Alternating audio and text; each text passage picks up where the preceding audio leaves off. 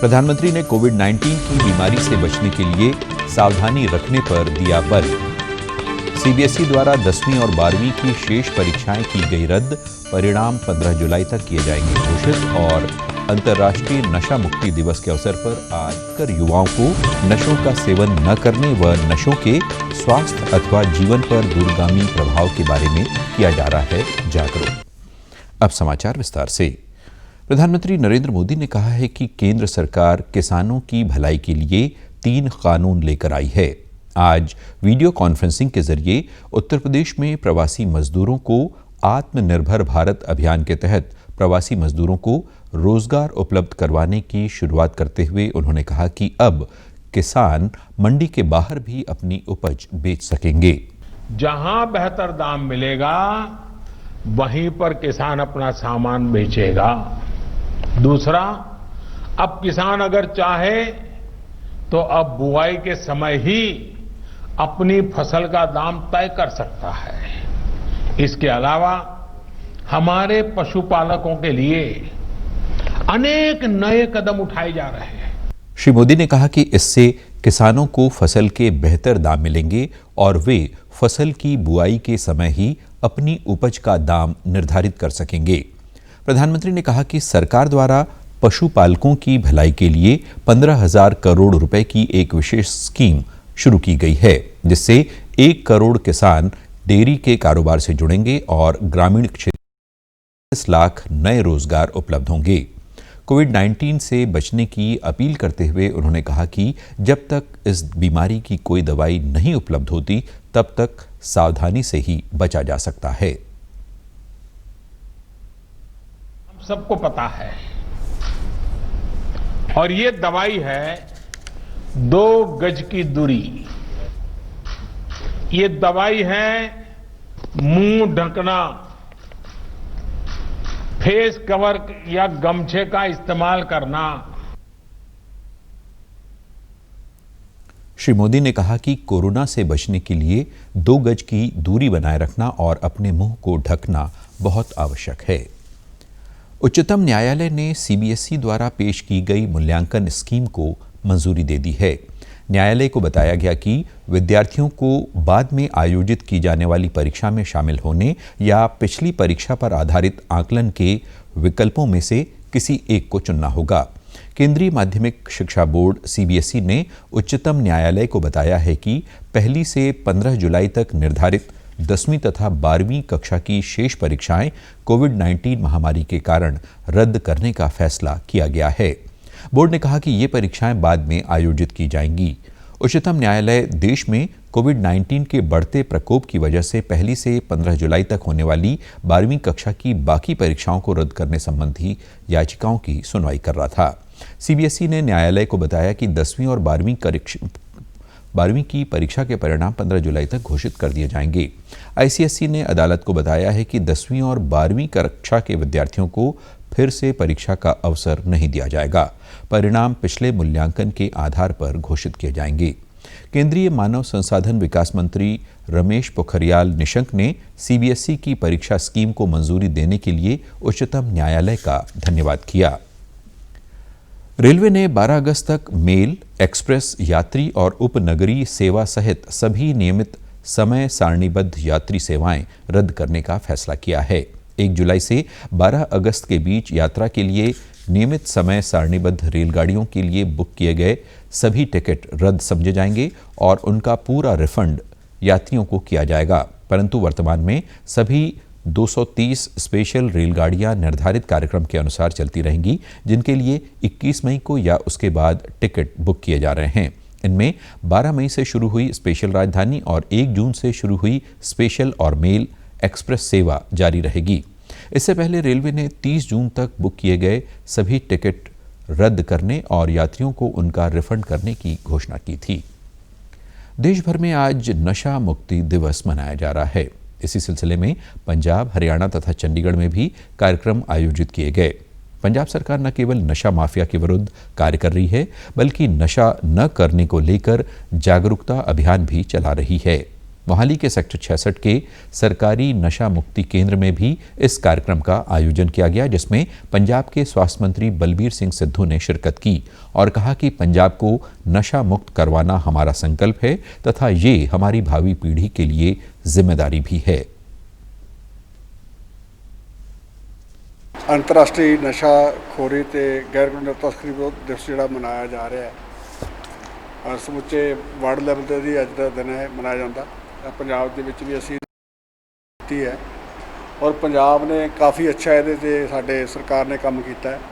और जदों 2017 साडी सरकार बनने तो पहलां साडे सूबे दे मुख्यमंत्री कैप्टन अमरिंदर सिंह ने गल लोकां नाल वादा कीता सी कि मैं पंजाब नूं नशा मुक्त ते कर्जा मुक्त करांगा और उस लाइन दे विच बड़ा अच्छा उपराला किया गया। 199 जोड़े ओल्ड क्लीनिक जोड़े हुण तक असी स्थापित किए हैं और जिन्हों के टोटल जो असी रिहेबिलिटेशन सेंटर ला लीए, डिडिक्शन सेंटर ला लीए, प्राइवेट डिडिक्शन सेंटर ला लीए, 5,47,000 जोड़े नौजवान जोड़े गलत रास्ते पे से सारे अपनी मुख्य धारा च आए हैं और वो इस जी दलदल से नशे की बाहर आए हैं। इस अवसर पर एक वरिष्ठ अधिकारी ने कहा कि लोगों को, विशेषकर युवा पीढ़ी को, किसी भी तरह के नशे से दूर रहना चाहिए। इस दिन पे अलग अलग स्लोगन होता है। आज के ये जो 2020 का स्लोगन है, that is better knowledge for better care, कि लोगों को अवेयर कराया जाए। पहले तो लोगों को नॉलेज होनी चाहिए कि प्रॉब्लम क्या है, उसको इश्यूज़ को एड्रेस किया जाना चाहिए। इसको चंडीगढ़ के विभिन्न क्षेत्रों में कोरोना के नए पॉजिटिव मामले सामने आने के बाद शहर में ऐसे कुल 423 मरीज हो गए हैं। कल 3 नए मामले सामने आए हैं जो एक ही परिवार के हैं। इनमें 32 वर्षीय महिला, 7 साल तथा 4 साल के 2 बच्चे शामिल हैं। रामदरबार से मिले इन नए संक्रमितों से संपर्क में आए लोगों को क्वारंटीन किया जा रहा है। शहर में पिछले दिनों से मिल रहे नए मामले संक्रमित मरीज के संपर्क में आए लोगों के हैं। ये परिवार भी पॉजिटिव आए व्यक्ति के संपर्क में आया था।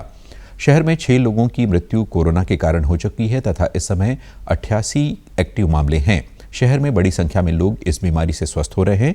कल भी 7 और मरीज ठीक होकर घर लौट गए हैं। अब तक 329 मरीज ठीक हो चुके हैं। प्रशासन की ओर से मास्क पहनने, एक दूसरे से दूरी बनाए रखने जैसी हिदायतों का पालन करने और घर पर रहने की बात और अपील की गई है। चंडीगढ़ के स्वास्थ्य तथा परिवार कल्याण विभाग के निदेशक व NHM के मिशन निदेशक डॉक्टर जी दीवान की अध्यक्षता में विभाग के कर्मचारियों, ANMs, SHVs तथा मेडिकल अधिकारियों की वीडियो कॉन्फ्रेंसिंग के माध्यम से बैठक हुई। इस दौरान बच्चों के टीकाकरण तथा माताओं के स्वास्थ्य परिवार नियोजन NSD तथा प्रधानमंत्री मातृ वंदना योजना यानी PMMVY इत्यादि योजनाओं के क्रियान्वयन के बारे में विस्तृत चर्चा हुई। कोविड-19 महामारी के कारण सामाजिक दूरी के नियम की पालना करते हुए की गई वीडियो कॉन्फ्रेंसिंग बैठक के लिए यूटी प्रशासन के स्वास्थ्य विभाग की ओर से ANM को विशेष रूप से टैबलेट उपलब्ध करवाए गए। डॉक्टर दीवान ने कहा कि विभाग की ओर से हेल्थ वर्करों को कोविड-19 के बारे में जानकारी दी गई है तथा उन्हें लोगों को इससे बचाव के बारे में जागरूक करने, एनीमिक बच्चों व महिलाओं के स्वास्थ्य पर नजर रखने के साथ साथ टीकाकरण सेवा पर ध्यान केंद्रित करने के लिए कहा गया है। इस अवसर पर डॉक्टर मंजू बहल ने बच्चों, महिलाओं के स्वास्थ्य तथा परिवार नियोजन के बारे में जानकारी दी।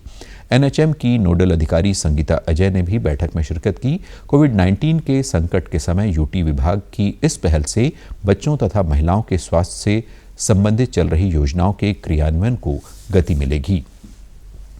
कोरोना संक्रमण की रोकथाम के लिए स्वास्थ्य मंत्रालय की ओर से मास्क पहनने, सामाजिक दूरी बनाए रखने तथा हाथों को बार बार साफ करने की हिदायतें जारी की गई हैं।